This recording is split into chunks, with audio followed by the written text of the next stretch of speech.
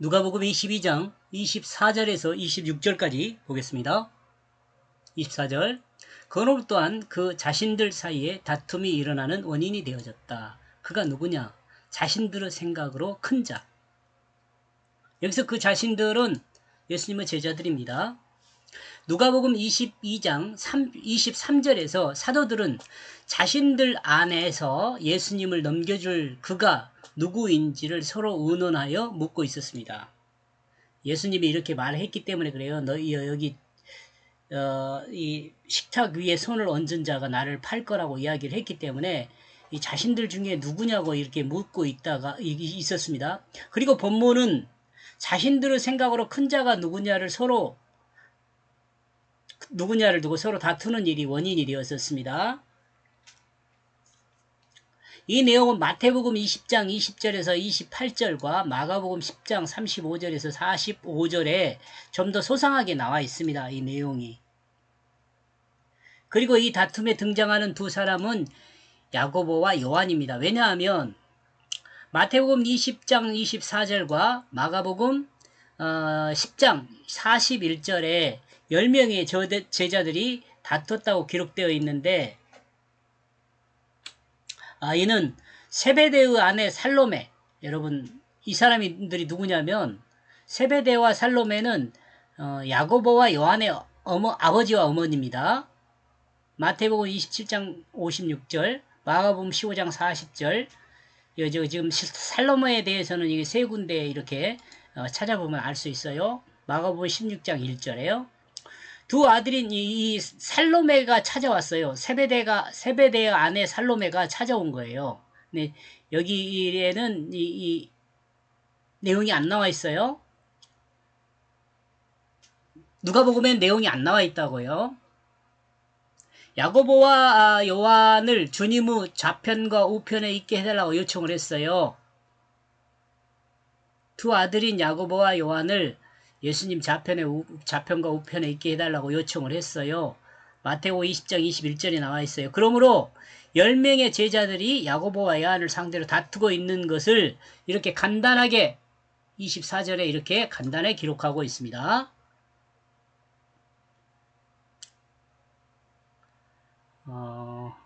것으로 생각해 볼 수 있다. 만약 이것이 사실이라면 여기서 만약 이것이 사실이라면은 저 위로 올라가야 합니다.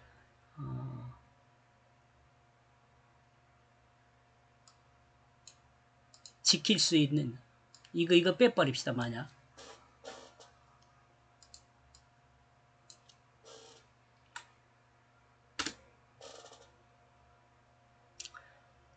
그 내용이네. 지금 여기 10명이 제자가 10명이잖아요. 지금 제자가 10명인데 왜 12명 제자인데 왜 10명이냐면 야고보와 요한을 대상으로 싸우니까 10명과 10대 2죠. 10대 2. 이렇게 이제 다투고 있는 거죠. 이 10대 2로 다투고 있다고 봤을 때 아직 가룟 유다는 아직 예수님의 제자들 사이에 있어 다투고 있는 상태로 볼 수 있습니다. 아직 어디 가지 않았어요. 예수님 팔로 가지 않았어요. 제자들의 생각으로는 예수님을 다른 사람의 손에 넘겨주는 자가 있다면 예수님을 지키는 자가 있을 것이라는 생각을 했을 것이고 예수를 지키는 큰 자가 누구인지를 다투게 되었을 수 있다는 생각을 할 수 있죠. 그러니까 예수님을 좌우에서 지킬 사람이 야고보와 요한이 되게 해달라고 살로메가 예수님에게 요청을 한 거죠. 네, 그러자 예수님의 제자들이 이제 시기 질투, 질투까지는 그렇지만 아무튼 잘못된 것이라고 논쟁을 한 거죠. 예수님을 지키는 가장 큰 힘을 가진 사도가 누구일까요? 이런 질문을 해보면서 25절 넘어가겠습니다. 그러므로 그는 그 자신들에게 말했다.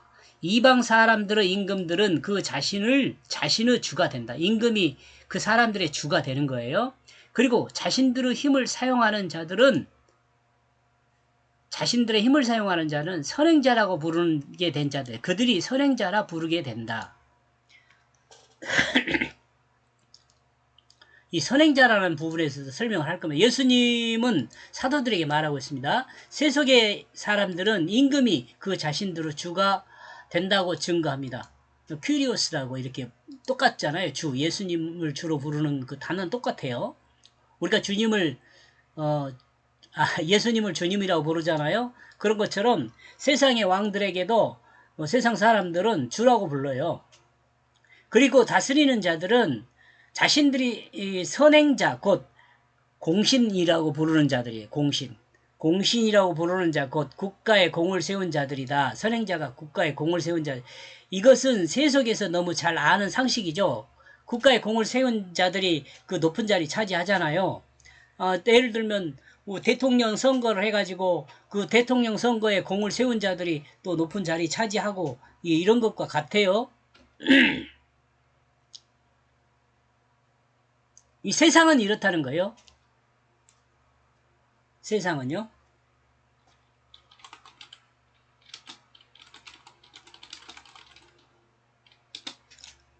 주님의 제자들이 세속과 동일시하고 있는 사도들로 주님의 제자들이 세속과 동일시하고 있는 사도들로 변화되지 않은 세계관을 주님의 제자들이 아니라 주님은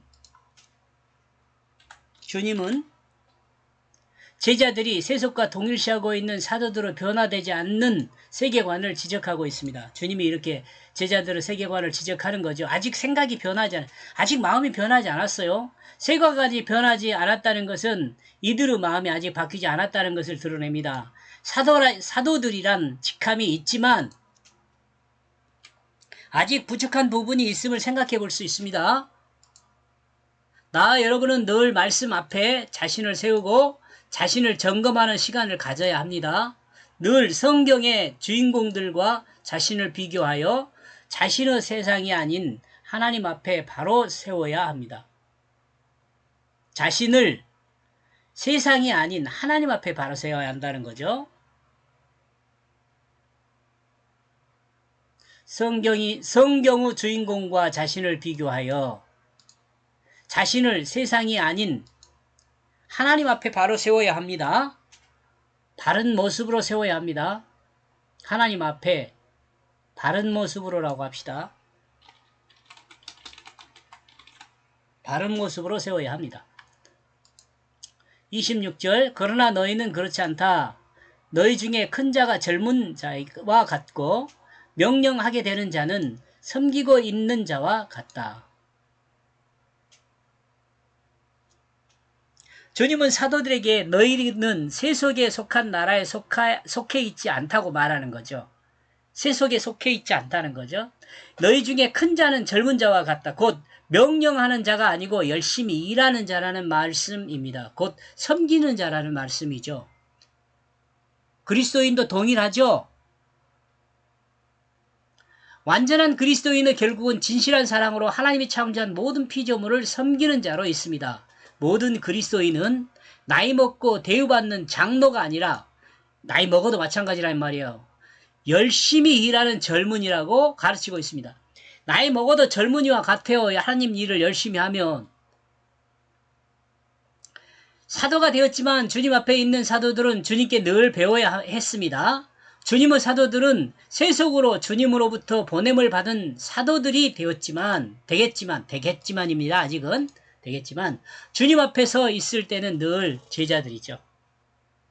이 시대의 목사들과 신학자들도 모두 마찬가지입니다. 성도들도 마찬가지입니다.